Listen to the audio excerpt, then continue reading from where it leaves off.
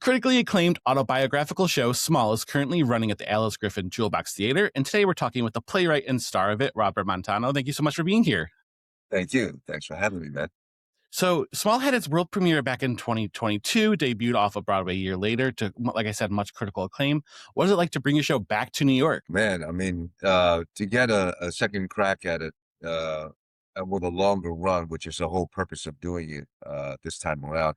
Ted Snowden, who was one of the producers when we did it at 59 E59, along with Penguin Rep, he felt like we got cheated. That 3 weeks Sure. wasn't enough, because we sold out in the last 2 weeks there. It was only 3 weeks, but it was Wow. word of mouth, and it happened to be during the summertime, which is probably one of the worst times to do a show to get audiences in.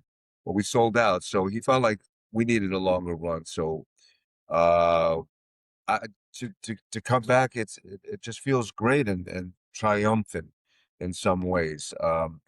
The show has really changed in some ways over the years of doing it from one theater to another. But to be in the Alice Griffin Theater, it's given me some time to really like sit in it Sure. and live in it. So every time when I come into work and I jump on that stage to warm up, I'm always kissing it and saying, "Hello, home." Uh, Yeah. but also, congratulations. Out of 3 weeks, two were sold out. That has to be such a, when you're kind of bringing this the first time around, that has to be such a great feeling and be like, yes, like this is what I wanted to accomplish with this show. Oh, absolutely, absolutely, and it's a total affirmation and confirmation from the audience by just word of mouth. And even this time around, doing it here in this theater, the word of mouth has been really great. We've been doing very well. I'm also shocked because summertime it is tough, but we're doing really good, so I can't complain. So when you kind of go back to when you started writing Small, was there a particular memory that kind of became that starting point for that writing process? Yeah, scared. I I think I work best from fear, Okay. and and I I I I I had been approached by several different artistic directors to write my story, and I just didn't want to do it. I did not want to do it. I fought it, and it wasn't until John Jury, he said a couple of things to me, who ran Actors Theater Louisville at the time, 1992, put a seed in my head, and I realized that it's for me, it's got to be greater than me. Okay. So I wrote this really for most of us average blue collared people who wake up every morning with a dream and a goal. And if that goal doesn't come through, if that dream doesn't come through, where do you go from there? So it's for us underdogs. To me, the best way to explain why I wrote this, it's kind of like a Rocky story, but on a racetrack. But Rocky isn't even about boxing. Rocky Right. is about going the distance. Rocky is about, and Small is about, it's not how many times you get knocked down, it's how many times you get back up. And that's what prompted me to write Small. And I had to share with my parents the idea of writing it, that I was going to be sharing my blemishes as well as my very small victories, because there weren't a whole lot of victories. But, I got to live through race riding, and race riding is a tough sport. Sure. Um, it took my mentor's life away. And till this day, I still feel that pain. And also my mentor, his name was Robert Pineda, and his brother was also a jockey, and he was killed in a race 3 years before him. But saying that, this sport, yes, is dangerous, but this sport also, there's so much to love about it. And when I first saw the horses, when my mother made the fatal mistake of taking me right from church, name of the Father, Son, and Holy Spirit, amen. I hope I win the fifth. Let's go. And she pulled me to Belmont Park, and I saw these little men, because I was really little for uh, my class, when I was Sure. in seventh grade, that I got bullied. So when I saw these little men come in and everyone just coming to a hush in the paddock area, I had to ask my mother, like, did something just happen? And she said, yeah, that's called respect. The jockeys are coming. And I thought, like, wow, that is the craziest thing. And then to see them get on these glorious animals, I was so smitten. And I love speed. So when I saw these horses going like 45 miles per hour, and just seeing the pageantry of it all and the respect, I knew that this was the thing that I had to do. Yeah. What a moment, though, to just sit there and to see kind of like you said, being bullied for being small, and then seeing them with, like you said, respect. That had to be such a like an eye opener in a way. Yeah, it definitely was. I found my place. I found my voice. I found where I was accepted, and not bullied. And the men uh treated me not like a kid. They treated me like an adult, and they gave it to me, and there was nothing I could do about it. Uh, but they treated me with that respect, and they made me work hard. I was cutting bags and bags of carrots to start off. And I was getting buckets of water, laying down the stalls with hay, feeding the horses. I was learning right from the start, right from the get-go, right from the dirt of being on the racetrack. But there was no place better for a kid to grow up because you learn how to work hard, you learn how to respect, you learn how to be respected.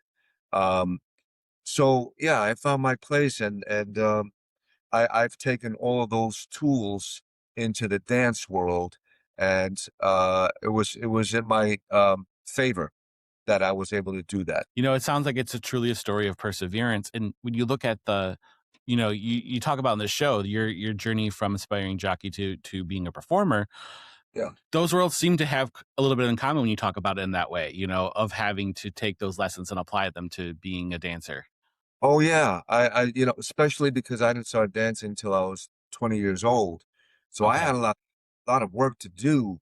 Where most of these dancers were starting at the age of 4 or 5 years old, and you don't know if your body is going to acclimate to that kind of movement because race riding, you're turned in with your legs on top of a horse and you're kind of scrunched, and then dancing, you're turned out and you have to be open. Um, but my body and my picture memory, when I see somebody doing a movement, I can not only do that movement to the right, but I could also transfer it to the left without any problem. It was something in my head that was able Sure. to do that. But give me a line, a paragraph to study. That was harder. So I had to constantly pound away at that. But yeah, it was a different kind of muscle. But I arrived. I got there. You mentioned that you kind of got into dancing when you were at 20 years old and you were comparatively to these other people who were started at 4 or 5. What was it that kind of pushed you? Because that could also feel very daunting, I would assume, being in there and, kind of starting at what would be like a later age. Oh yeah. I mean, I had to get over a lot of things: intimidation, learning how to conduct and present myself in front of an audition with all those people behind the table, which I call the chopping block. Just lining up that rooster's neck, and I had to get my head around that thought and idea that they don't want me to fail. They want me to be that person. So just give them your best. Um, and I had to learn how to dance different styles, ballet, modern, jazz, different types of jazz, learning how to tap, which I still don't know how to do. Yeah, it was a lot to learn and it was a lot to overcome. But I had one of the Sure. best teachers, right here, Chita Rivera, and That's so awesome. we did a Kiss of the Spider Woman together, and this is from Kiss of the Spider Woman. Um, but I also got to work with her back in 1989 doing her show called Cheetah Plus Two. So I was mentored by an amazing woman, amazing theater force, a goddess. And also Absolutely. I had some great, great uh, dance trainers like Norman Walker, Joanne Brueggemann, Rochelle Zide Booth. I had some really, really great dance trainers at Adelphi University because I had no dance training at all. I didn't audition with any kind of training whatsoever. I never took a class. So while all the gentlemen were wearing tights and ballet slippers, I went in there with the sweats and sneakers. So I had no understanding of it. Um, but they felt that I had natural movement. So they gave me a full scholarship. I really lucked out. I had God on my side. But nothing was harder than the racetrack. So I compare everything to that. So dancing was actually a piece of cake in some regards. But then, like I said, I had to learn so many different styles that and sing. I had to learn how to sing because I was playing Mephistopheles in Cats on Broadway, and at that time I had a solo song, which was Mungo Jerry and Uncle Teaser, and then a solo dance in the second act. So I had my work cut out for me.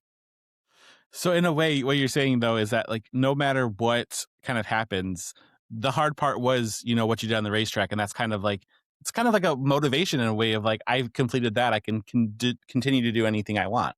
Absolutely, but it all comes with hard work. You Yeah. can't just sail through it, and that's not something I did. And I had some. I took myself to a lot of shows.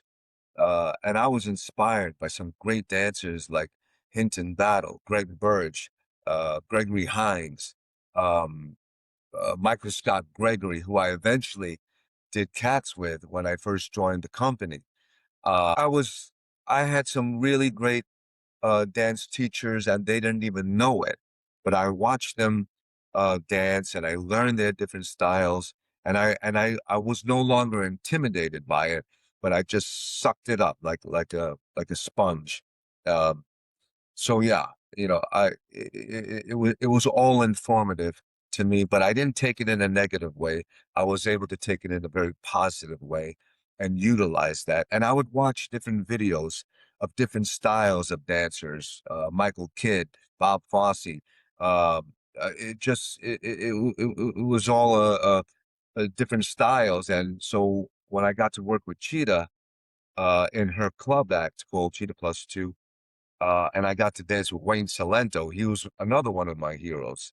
And here I am dancing with Wayne Salento, who was the original Mike in a chorus line that sang "I Could Do That." So yeah, I was able to not be intimidated by that after a while, and made it work for me. Incredible. So Small explores a lot of themes such as like identity, belonging, self-worth, but you're Yep. doing it with such intimacy. You're looking at your life. You're kind of putting yourself all on stage. How do you decide which parts to include and which parts to leave out as you're approaching this intimate look at your life and the journey that you've been on? Well, first of all, I'm not. I don't consider myself a writer, but I guess I am now because I've written Small. And I'm not that writer who had to hold on to everything. Okay. You had to learn how to, as they say, kill your babies. And I had to kill lots of my babies to make sure that we had the story moving forward. And I had a really wonderful director, Jackson Gay, who's the one who approached me to write it as a solo play after she read the screenplay of it was called Under the Wire at the time, and it was loosely based on my life story. It wasn't the whole real deal, but Sure. Small is. But when I couldn't get Jackson to commit for an extended amount of time, I shelved it, and then this literary agent saw a reading of it and picked it up and said, I have someone by the name of Jessie D. Hill that I represent. She may not like it, but, you know, how do you feel about her reading it? And I said, yeah, sure. Hand it to her. And she read it. She called me up 2 days later and said, this is extraordinary. I would love to work with you. Can I meet with you? We did. And he said, you know, would you read this for me? I said, yes, I would, but not in a coffee shop. I mean, you can come to my apartment. And I read it for her. And then she said, I would love to be a part of this if you would, you know, think about that. I said, what would you bring different to the table? And she told me, and I said, you're it. You're it. And she said, really? You're not going to think about it? I said, no, my instincts tell me that you're right. And what she was able to do was bring out the dancing portion of my life. I tried to do it before and I didn't know how to make it work, but she did. And she put Okay. it in my head. So I started writing things in the beginning of the play and little pieces of dynamite throughout the show in the middle of the play. So yeah, like I said, I don't consider myself a writer, but what I say to young writers who ask me, you know, how did you write this? And I said, just be true to who you are and just kind of vomit on the page and just get it out. Don't try to form it yet. Just keep writing, and then you'll see it'll start shaping itself. And then if you get a good director behind you, they'll help you. And I did with Jesse D. Hill.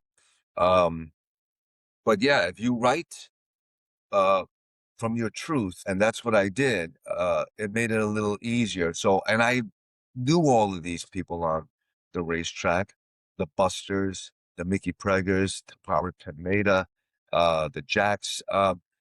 Yeah, it just came to me, and I was thinking about them. I was thinking about music and the foods at that time, and the clothing. All of that was advantageous to my writing. So um, I hope that answered your question, but For that's sure. what it was. I think that, as a psychologist, what I love is that stories like this, the intimacy that comes from them, because you're putting everything out there. You're putting in an intimate way, you're exploring your life, that it does emotionally resonate with so many different people because it also is hitting on those universal truths that everyone seems to be having. Yeah, and that's right. Because small is that about being a jockey? It just isn't. The racetrack happens to be just the backdrop. I mean, it was everything to me. And I'm still connected to the racetrack because I love it so much. But it's not about the racetrack. It's about something greater.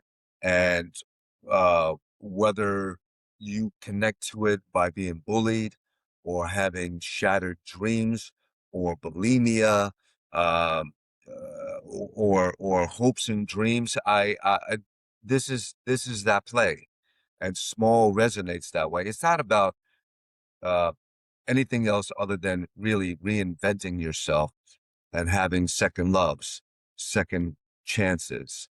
And that's what small, why I think small resonates to every blue collared worker that wakes up every morning wondering if their dream is going to work out or their goal. Absolutely. And with this show as well, because it is a one man show, what do you feel is the biggest challenge and the biggest reward of carrying an entire show by yourself? Honestly, that's a good question because nobody's ever asked me that. Honestly, it's getting myself into the theater, into my dressing room, and preparing. Sure. Uh, but once, you know, and I feel a little that trouble, that nervous energy, wondering how it's going to go. But once I step on that stage, it goes away. I don't wonder anymore. I'm in it, and I'm playing. And as my father once said to me, uh, before I did my very first reading of Small, which he attended, he said to me like an hour or two before I did the presentation, he said, "You seem a little nervous." And I said, "Oh, yeah." And he said, "Why?" And I said, "Because I don't know if anyone's going to care." And he said, "Bobby, just tell your story. Tell your story. That's all you have to do. And then the rest will be taken care of." And my father was an artist. God rest his soul. He's with me every day. But when he said that to me, everything just went away. And I carry that into every performance I do every night, every day. Yeah. That's incredible. That's incredible.